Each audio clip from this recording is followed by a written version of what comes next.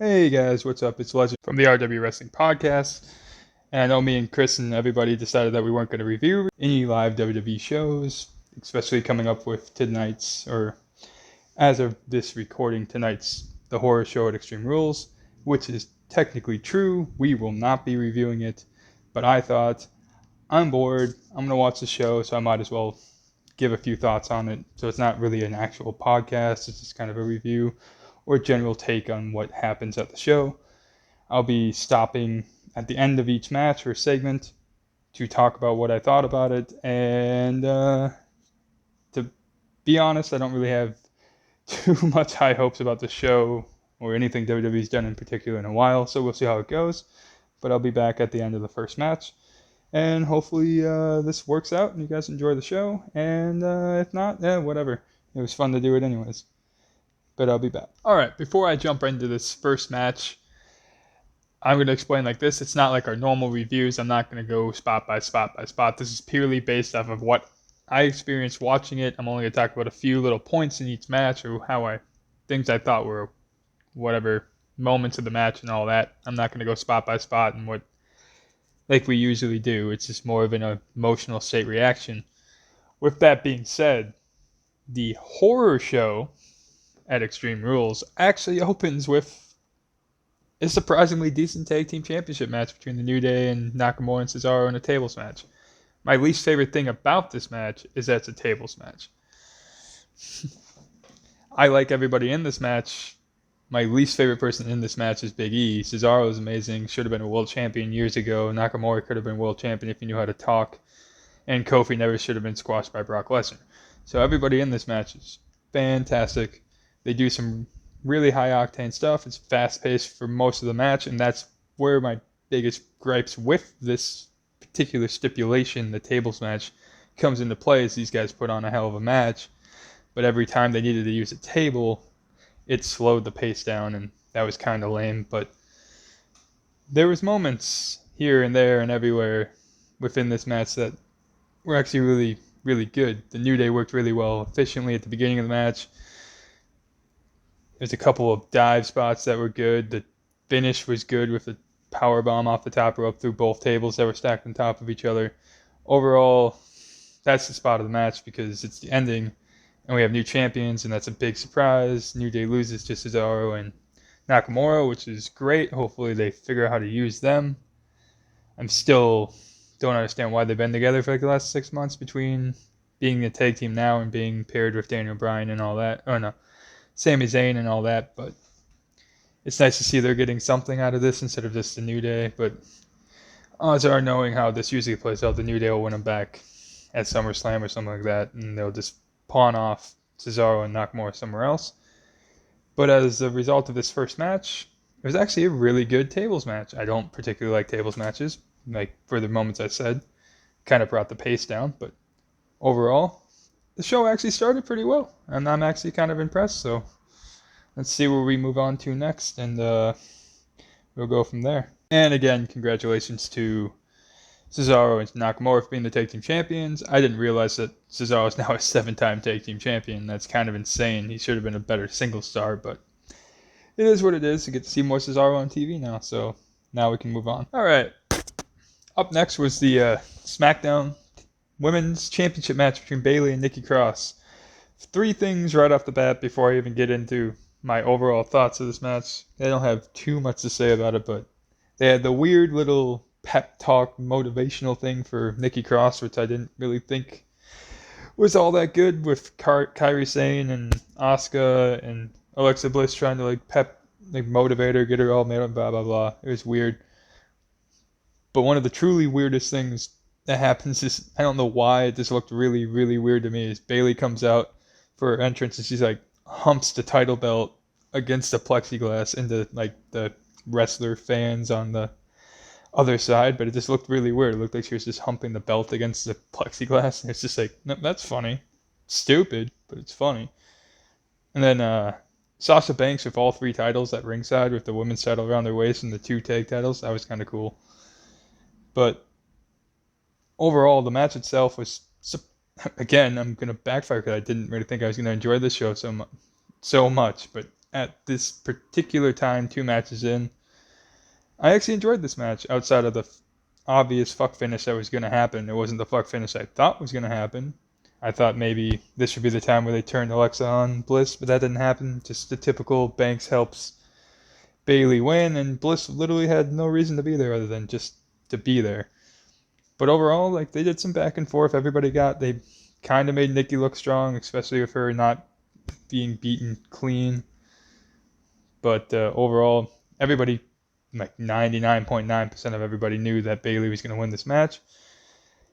But overall, it was enjoyable. I enjoyed watching it. There really wasn't anything that was that stood out or anything, but it was really well put together, to me at least, women's match. They went back and forth. They had their slow moments to pace it out, and just everything kind of flowed a little bit in this match, and I liked it. So that's pretty much all I have to say straight off the top of my head. Bayley wins, defends the title, we move on. We'll see her again later when Asuka and Banks have their match, and that one's more of a toss-up. But yeah, we'll move on to the next one. All right, so the next segment, not really a match, it was a segment. It was a words are hard. It was a Firefly Funhouse segment, and it was actually entertaining. Helped promote the potentially devastating, maybe good, maybe bad swamp fight later between Bray Wyatt and Braun Strowman. But I thought it was actually kind of good. They made reference to how shitty that karaoke segment was, and that was kind of funny. But it was effective use of the Firefly Funhouse to promote the swamp fight later. They had Bray in his character, but he was doing a Dracula thing. It was weird because you're playing the horror show element of the show, which so far, yeah, that's all I got for that. But overall, this is an effective segment to help promote the potential one of the main events of the evening later in the night. That's truly what the horror show is for, so we'll see how that plays out later. All right, so up next we had what was supposed to be the United States Championship match between Apollo Crews and MVP, and they gave some injury, bullshit, kayfabe, whatever reason for why it's not happening. The new United States Championship belt, which I don't know if I'll get used to or not, is at ringside. MVP and Bobby Lashley come out. MVP's a hell of a talker. He gives a promo about blah blah blah. Makes jokes with Bobby Lashley about not hindering the furtherance of his career or some shit, and then claims himself as United States Champion by forfeit and leaves. So yeah, that's what happened. I don't know why that had to happen or why it was brought up, but yeah, that's what happened next, and I really don't have anything positive nor negative to say about it. I don't know if it's better than having the match itself or not.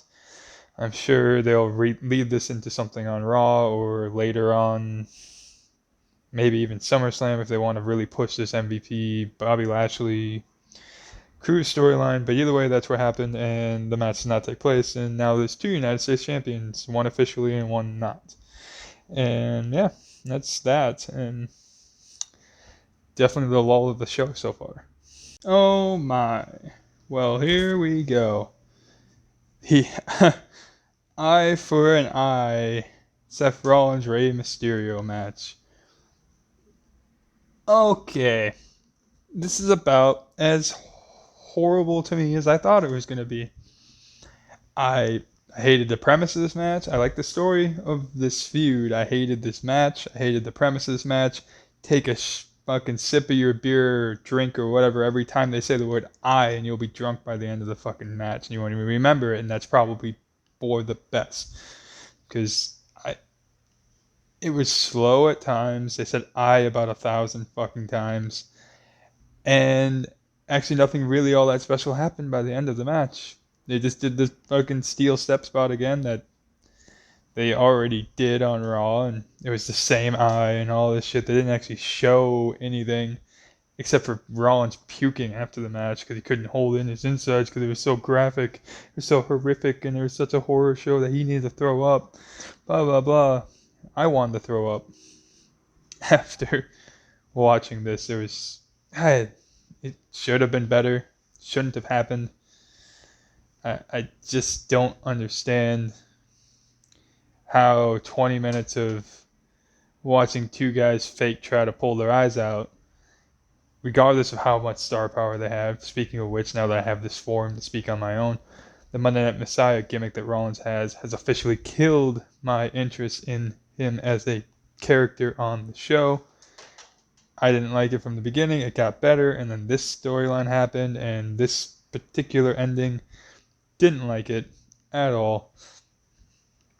Shouldn't have happened, shouldn't have been booked. But does go along the lines of why they call it the horror show. It's so horrific and all this. It stupid. And basically nothing happened. Rey didn't get revenge. Rey just got the same shit kicked out of him. And they carried him to the back and they moved on. Maybe something else happens later on the night, I don't know, but from this, just where they cut at, it just wasn't good in my eyes at all. I think I almost started to fall asleep at some point, and then the match ended, and I had to go back and re-watch to see if they showed anything, and they really didn't. It's just the same exact spot they already showed on TV, for the most part, minus Rollins actually puking on the side of the fucking... And they didn't even show that. They showed it after he had already done it or whatever, and that looks fake too. But it wasn't good.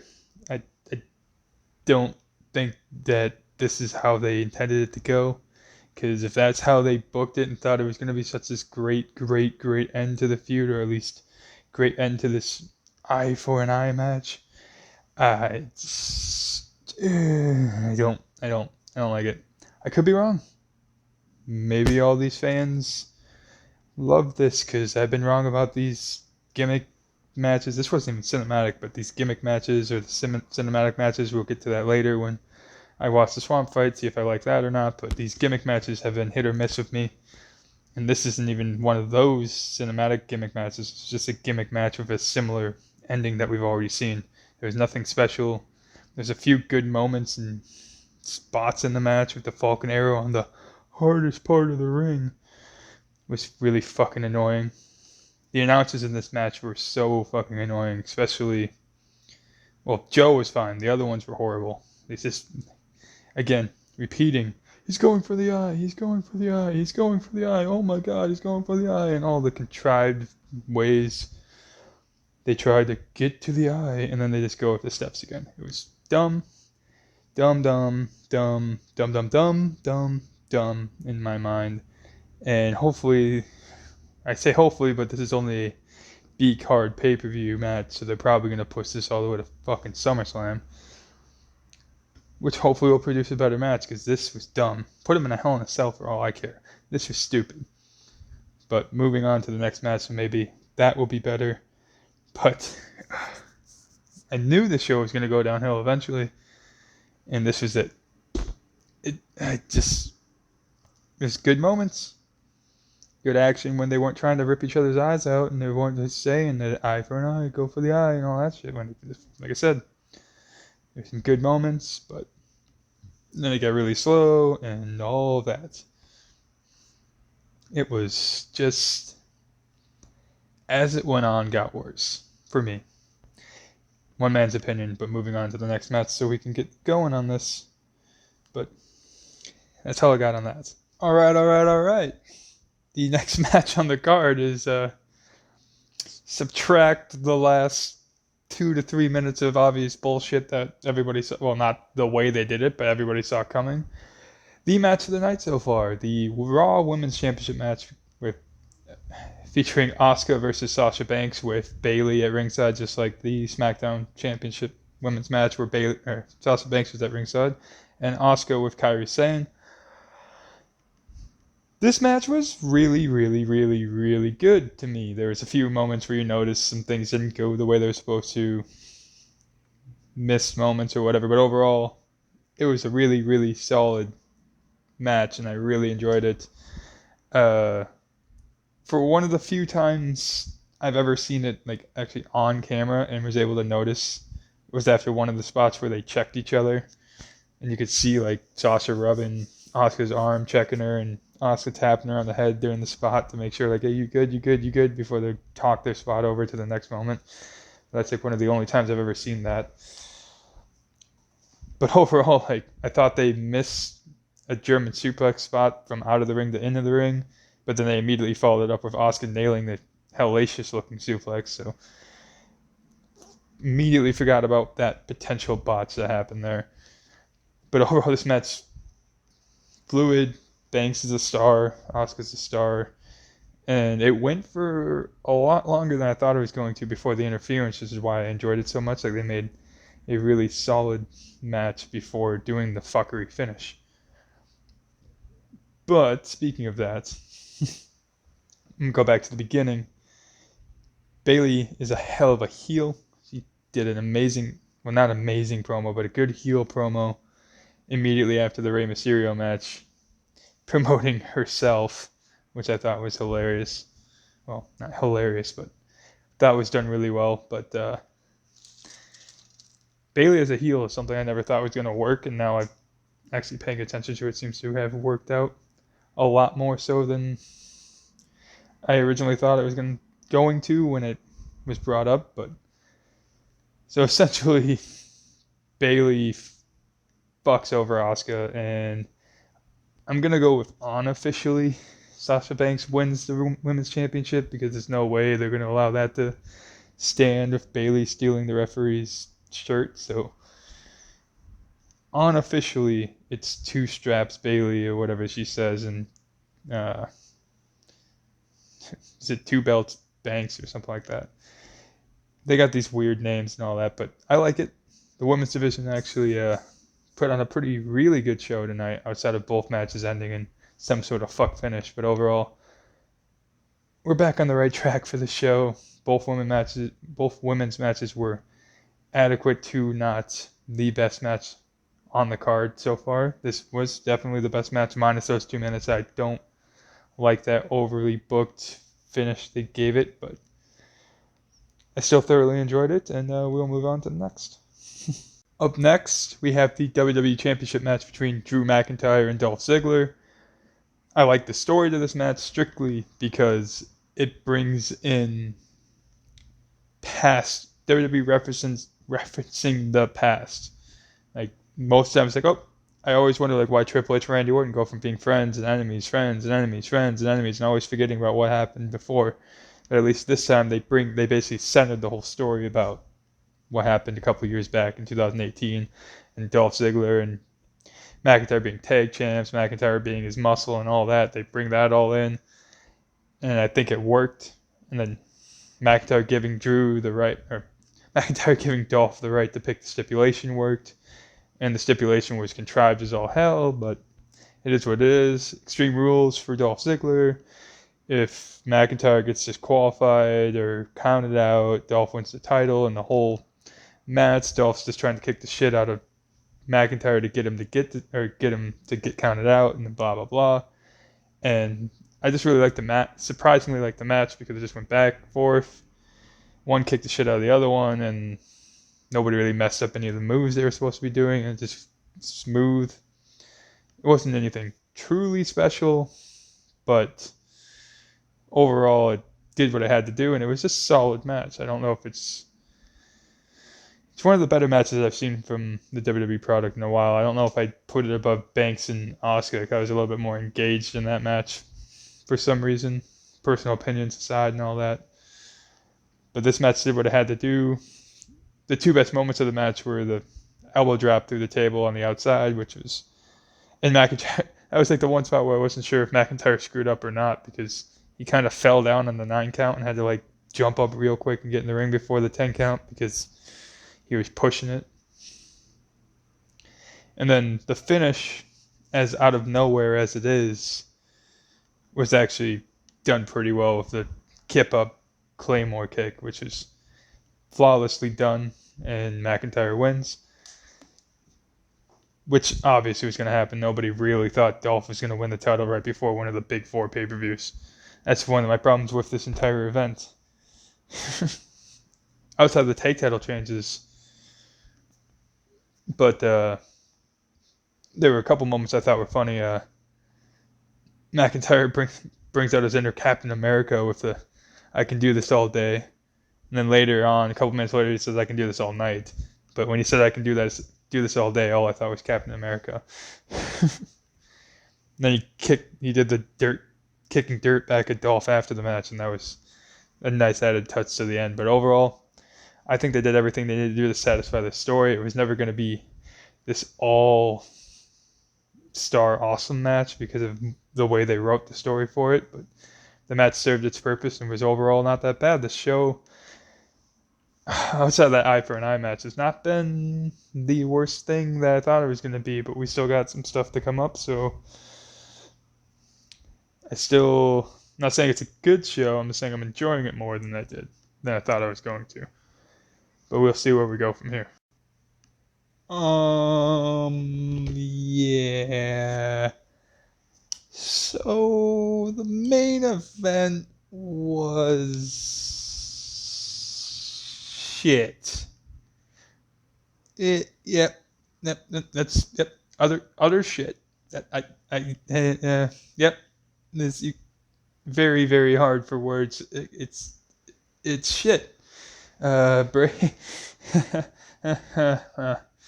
Bray Wyatt and Braun Strowman in the Wyatt Swamp Fight cinematic bullshit, whatever. Utter shit. I can't even express how much I hated this. It truly amazes me. But with that said, the promo they showed right before the women's championship match, Raw Women's Championship match earlier, was a better explanation of the story leading up to this match. In that short 2-minute promo package was better than anything that happened in whatever the fuck this was. And it sucks because Bray is actually good in this. Bray does what he does. He goes back and reverts to his old character, and he's cutting the promo on Braun and all this. That's fine. They brought back the old Wyatt family music from the beginning. That was nostalgic purposes. That was great. But everything else about this was complete and utter shit and should have never been produced at all. And this is why it's called the horror show. The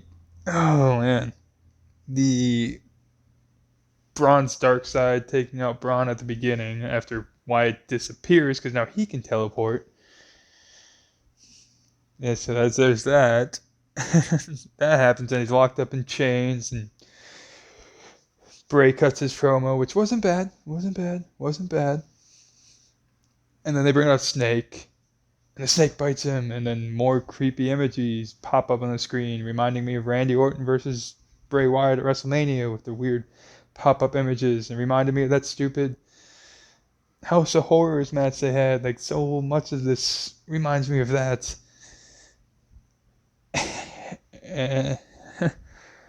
And don't even get me started on the Alexa Bliss thing. That oh my god, this is just really, really bad. I don't adequately put into how bad this was. It wasn't a match. That's for sure. And the Alexa Bliss thing, like, that actually goes back to the point I made about the last match where they brought back something from the past and utilized it, but they did it. It didn't make any. It made sense, but it was dumb. Really, really dumb. And then Bray kept disappearing and reappearing, disappearing and reappearing. Blah, blah, blah. And then they did the fake out at the end, and they showed the little copyright logo at the bottom, and you're like, what the fuck? And then Bray comes back, mandible claws, and pulls him into the water after getting kicked in for that. And he gets kicked in, like, So it ends with Bray getting kicked in. It's like, oh, fake copyright. Like, they're going off the air. It's like, Braun says it's over, and then he just looks around aimlessly for like 30 seconds, and you're just waiting for it to go off the air. Then boom, mandible claw, pulls them down, and then they're both fighting, or they're both underwater fighting to get out, and then they disappear. And then all of a sudden the Fiend pops up, stares at the camera, laughs maniacally for like 10 seconds, and then says, "Let me in," and the show ends. And it's still, what the fuck? That's all I could say the entire way through. Was I just didn't know what it was, didn't know what it was trying to be, didn't really enjoy it.